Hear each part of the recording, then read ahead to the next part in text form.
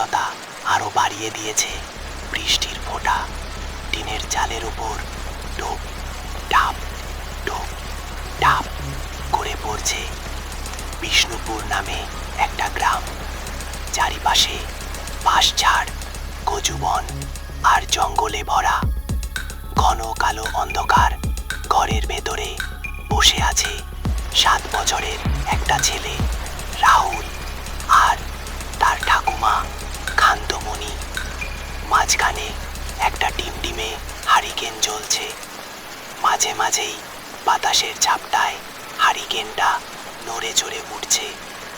রাহুলের বাবা নিমাই দাস এখনো হাঁটতেইকা বাড়ি ফিরল না। হাঁটতেইকা বাড়ি আইতে বড় জোর 10 মিনিট সময় লাগে, কিন্তু আজ অনেকক্ষণ হইয়া গেল, তবু লোকটার কোনো খোঁজ নাই।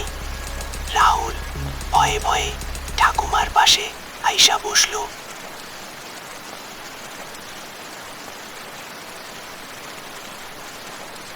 ও ঠাকুমা, রাত তো অনেক হলো বাবা, তো এখনো এলো না। আমার তো খুব ভয় লাগছে।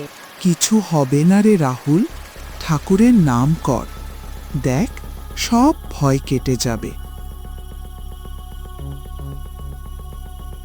ঠিক তখনই বাইরে কে যেন একটা আওয়াজ হয়ে উঠল। খানিকক্ষণ বাদে কে যেন বাইরের থেকে ডাক দেয়, এই বাবা রাহুল, দরজাটা খোল, আমি চলে এসেছি। আমি যে একদম ভিজে গেছি, দরজাটা খোল। রাহুল খুশিতে আত্মহারা।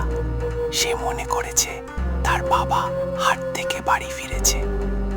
রাহুল যখনই দরজার দিকে পা বাড়াতে গেল, তার ঠাকুমা হাতটি ধরে বলল, দাঁড়া, তোর বাবার তো বেল বাজানোর কথা, এখনো তো বেলের কোনো শব্দ নেই। ব্যাপারটা খুব একটা ভালো দিক নয়।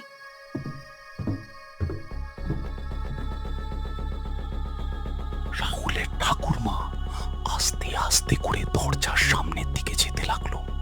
হঠাৎ করে দরজার সামনে দাঁড়িয়ে পড়ল। কি যেন দরজার পিছনে এক অদ্ভুত আওয়াজ, হালকা পচা গ্যাস। এক মুহূর্তের জন্য থমকে গেল রাহুলের ঠাকুরমা। ঠিক তখনই রাহুলের পিছনে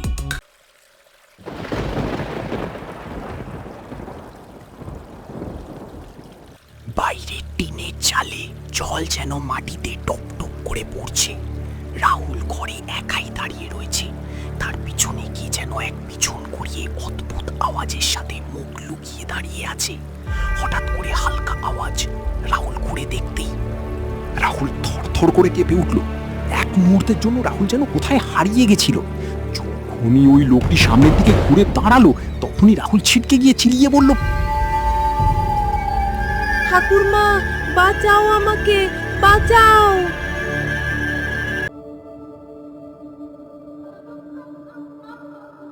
সারা ঘর যেন হাজার হাজার ক্ষতবিক্ষত নখের রক্তের দাগ। রাহুল ও তার ঠাকুমা হাতের গঙ্গার জল নিয়ে দাঁড়িয়ে রইল। ভয়ে তাদের বুক যেন ধুক ধুক করে। হঠাৎ অন্ধকার হেকেলের আলোটা যেন ফট করে নিভে গেল।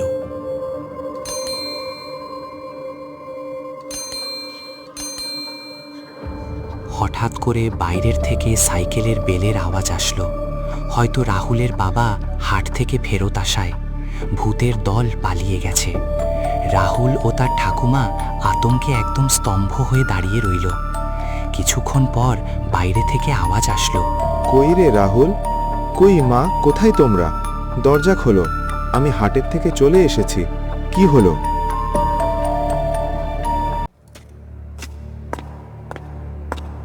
রাহুলের বাবা আস্তে আস্তে করে ঘরের ভিতরে প্রবেশ করলাম। ঘরের চারিপাশে এত রক্তের দাগ ও আঁচড়ের দাগ দেখে সে তো একবার থমকে দাঁড়িয়ে হতমত খেয়ে গেল। এরকম কাণ্ড তো সেই আগে কখনো তাদের বাড়িতে দেখেনি। সে জিজ্ঞাসা করে উঠল, কি হয়েছে? তখনই তার মা তাকে সব কথা খুলে বলল।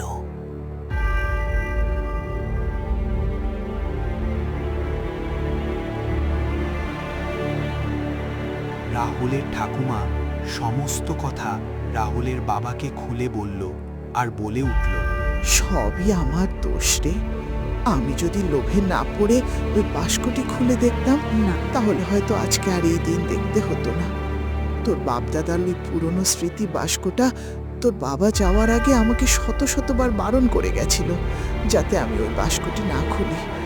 তবুও আমি ভুল করে বাস্কটি খুলে ফেললাম লোভে পড়ে। তাই বোধহয় এমনটা হচ্ছে। ওই বাস্কটা বের করে দাও, আমি ওই বাস্কটাকে নদীর জলে ফেলে আসব। হয়তো ওই বাস্কটার জন্যেই আত্মাটা তোমাদের পিছু করেছে। তাড়াতাড়ি আমাকে বাস্কটা দাও।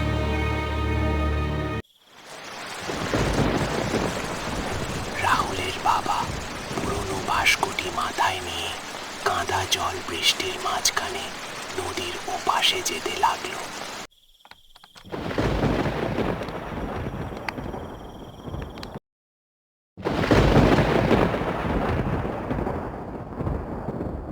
রাহুলের বাবা বাস্কটি নদীর ধারে নিয়ে এসে চুপচাপ দাঁড়িয়ে রইল আর ভাবতে লাগলো বাস্কটির ভেতরে কি এমন আছে। তার মনে সন্দেহ জাগলো বাস্কটিকে খুলে দেখার। সে অনেকক্ষণ বাবা ভাবির পর বাস্কটিকে খোলার সিদ্ধান্ত নিল। যখনই সে বাস্কটিকে হাত বাড়াতে গেল